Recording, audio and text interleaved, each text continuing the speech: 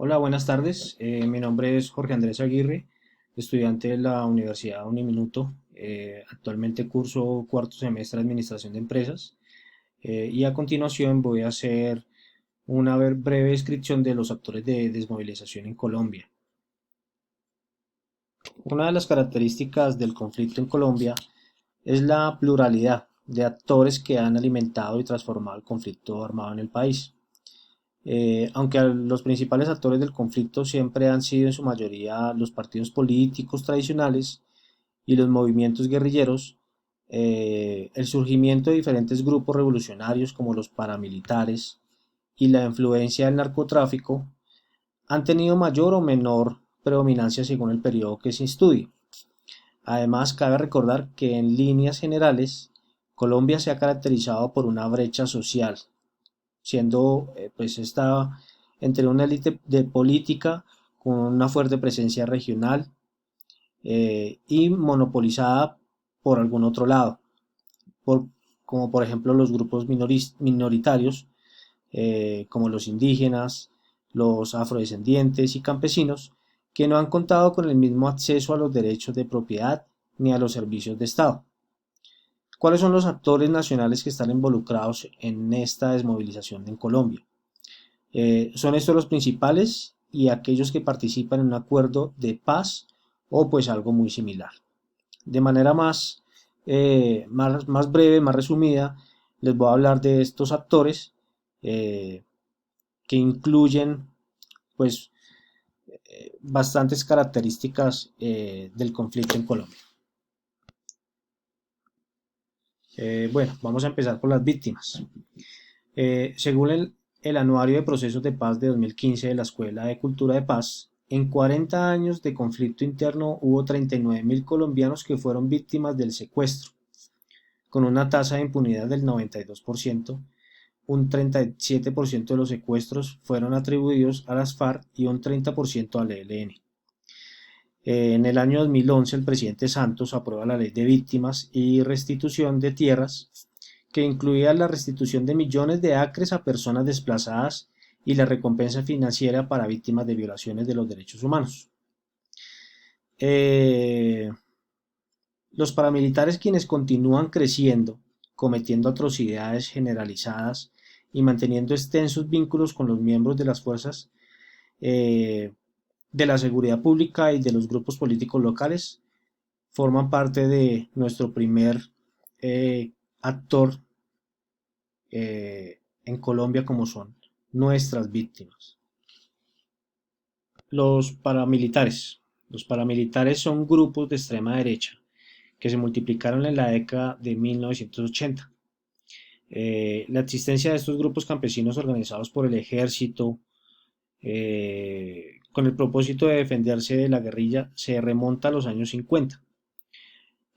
Durante los años 80 se incrementa el número de grupos paramilitares por parte de ganaderos y narcotraficantes con el objetivo de defenderse de los secuestros. Un evento que marcó de forma decisiva la conformación del paramilitarismo en estos años fue el secuestro de parte del M-19 de Marta Nieves Ochoa. Ella es familiar de miembros del cartel de Medellín, el grupo más reconocido en ese entonces, que se denominaba Muerte a Secuestradores. El ingreso en escena de los narcotraficantes volvió aún más complejo el conflicto con las guerrillas y los traficantes empezaron a invertir en 1980 sus extraordinarias ganancias en propiedades rurales, por lo cual se convirtieron en blancos de extorsión. Este es otro de nuestros eh, grandes actores de la desmovilización en Colombia. El siguiente actor es el ELN. Nace en 1965 como alternativa a otras organizaciones subversivas. Históricamente el surgimiento de este movimiento tiene que ver con la erradicación de la lucha de clases a través de la violencia. Ese proceso se entrelaza con la necesidad de sobrevivencia y la imposibilidad de darle una salida por medio de otras vías a la situación que vive el país. El objetivo principal es la incidencia sobre poderes locales, regionales, portadores de la propuesta de doble poder recogida de la experiencia en El Salvador. El ELN nace con la influencia de la Revolución Cubana y otras luchas de tipo nacionalista. También la base ideológica es marxista, leninista. Ha tenido también presencia mayoritariamente en la zona del Catatumbo, en la zona norte de Santander, el sur del departamento de Bolívar, los departamentos de Arauca, Cesar, Antioquia, Cauca, Nariño, el Chocó y Valle del Cauca. Acá tenemos la fotografía de el señor Gavino, que es uno de los máximos líderes de la guerrilla. El alto comisionado para la paz, Miguel Ceballos, le respondió a la guerrilla que la decisión de aceptar a Gavino en la mesa es exclusiva del presidente de la República. Nuestro siguiente actor, las fuerzas de seguridad. Las fuerzas de seguridad que comprenden actualmente las fuerzas militares, el ejército, la armada, las fuerzas aéreas y la policía nacional. Estos son organismos que con el objetivo de combatir a la insurgencia adoptaron la doctrina de seguridad nacional desde la década de 1970. El propósito siempre ha sido la erradicación de la amenaza comunista a través de la creación de cuerpos de seguridad antiterroristas y de asistencia para el desarrollo. No obstante, pues posteriormente a través del Plan Colombia, las Fuerzas Armadas y la Policía pasaron por un proceso de reestructuración y modernización con el objeto de reafirmar el Estado de Derecho, así como de acotar la red de narcotráfico y tráfico de armas que alimenta la violencia guerrillera y de otras organizaciones armadas. Nuestro siguiente actor es las FARC. Las FARC proviene del bloque guerrillero del sur. Es una agrupación que unificó tres sectores de autodefensas, que se trataba de experiencias guerrilleras anteriores, y uno de los personajes más reconocidos es Pedro Antonio Marín, alias Manuel Marulanda Vélez o Tiro Fijo, quien integró las filas de las autodefensas campesinas liberales en la década de 1950. La presencia más extensa se encuentra en las regiones de la selva y en las llanuras, de la base de la cordillera de los Andes también, y en en los años 2000 el movimiento controlaba casi el 40% de la tierra en ese entonces, con cerca más de 12.000 combatientes, y en el 2007 sus combatientes llegaron a ser 18.000, según las declaraciones de la organización FARC. Tiro Fijo murió por un infarto cardíaco en el 2008 y dejó en el mandato a Alfonso Cano, quien falleció también en el 2011, a manos del ejército de las operaciones como el Odiseo. Actualmente Rodrigo Londoño Echeverry, conocido como Timochenko, dirige el movimiento y cuenta con cerca de 8.000 integrantes de las FARC. El narcotráfico. El narcotráfico en la década de 1990 fue cuando Colombia se convirtió en el primer productor de hoja de coca del planeta. Entre 1975 y 1995, Bolivia y Perú producían el 90% de la hoja de coca y de la pasta base. Esta se transportaba en pequeños aviones a las selvas colombianas, donde se refinaba el 90% de la cocaína del mundo, la cual se enviaba a los Estados Unidos, donde se consumía el 90% de la cocaína. Esta estructura se complejizó cuando los gobiernos de Perú, Colombia y Ecuador apareció un hongo que acabó con el área que ellos cultivaban. En ese momento Colombia pasó a ser el número uno y a controlar pues también el cultivo. Junto con las FARC acogieron gran parte de las hectáreas de cultivo, lo que provocó que su capacidad militar también se incrementara, y este movimiento subversivo controlaba 150.000 hectáreas de cultivos de hoja de coca, localizado en las 2 millones de hectáreas de la selva del sur del país. Entonces vemos que el narcotráfico eh, ha sido uno de los actores principales en cuanto a movimientos, en cuanto a controlar eh, e incrementar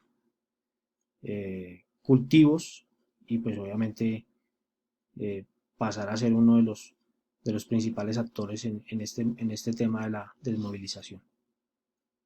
Estados Unidos también hace parte de los actores principales, puesto que con la guerra al narcotráfico los Estados Unidos tienen un papel muy importante en el conflicto armado. El expresidente Bill Clinton, eh, junto con el homólogo Andrés Pastrana, crearon un programa de colaboración militar antinarcótico. El control de zonas cocaleras se convirtió en prioritario para la policía antinarcóticos, la cual no tenía capacidad plena para enfrentar las guerrillas que protegían esas áreas. Inicialmente Estados Unidos aportó $1 billón en concepto de cooperación militar. Este plan fue estructurado como un programa colombiano por un valor de $7.5 billones, de los cuales se estimó que la comunidad internacional aportaba 3.5 billones y el gobierno colombiano aportaba el restante, que eran los 4 billones de dólares. La colaboración se renovó en el 2009 para 10 años más. Adentro de este marco, en Estados Unidos puede usarse como 7 bases militares que tienen en Colombia actualmente. Este plan Colombia ha visto muchas críticas, pues, por su ineficiencia y su impacto negativo sobre la salud humana en cuanto a los derechos humanos y el medio ambiente. Seguimos con nuestro siguiente actor. El crimen organizado. Actualmente las redes de criminalidad se dedican mayoritariamente al tráfico de drogas y de armas.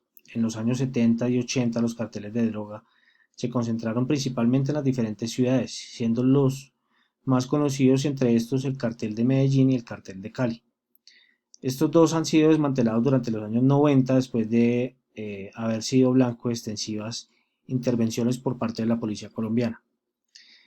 No obstante, tras la desaparición de los carteles, han llegado nuevas agrupaciones que han surgido y se han observado un desplazamiento de las actividades de estas mismas actividades hacia Centroamérica, hacia México, hacia Estados Unidos, y pues ahora mismo los carteles del crimen organizado mantienen nexos con los paramilitares y con los grupos de la guerrilla. Aunque la droga no era propiamente un factor de guerra, lo fueron cuando los involucrados en el narcotráfico decidieron retar al Estado para cambiar sus leyes, en particular el tratado de extradición con los Estados Unidos. Fue algo, pues, que realizó toda la parte del crimen organizado. Bueno, ya para finalizar, pues el Estado colombiano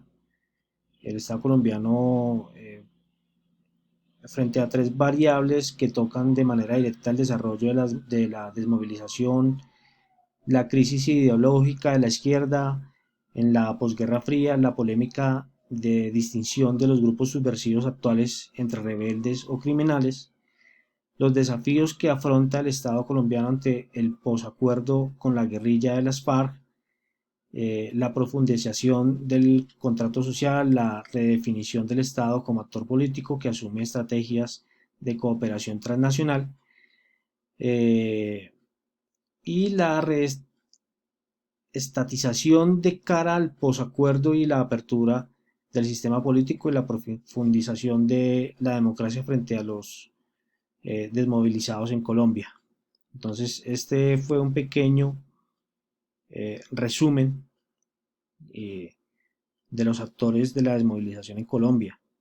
Eh, Obviamente hay muchísimo tema más a profundizar, pero esto como que esto es lo más esencial en esta parte de nuestro trabajo de desmovilización.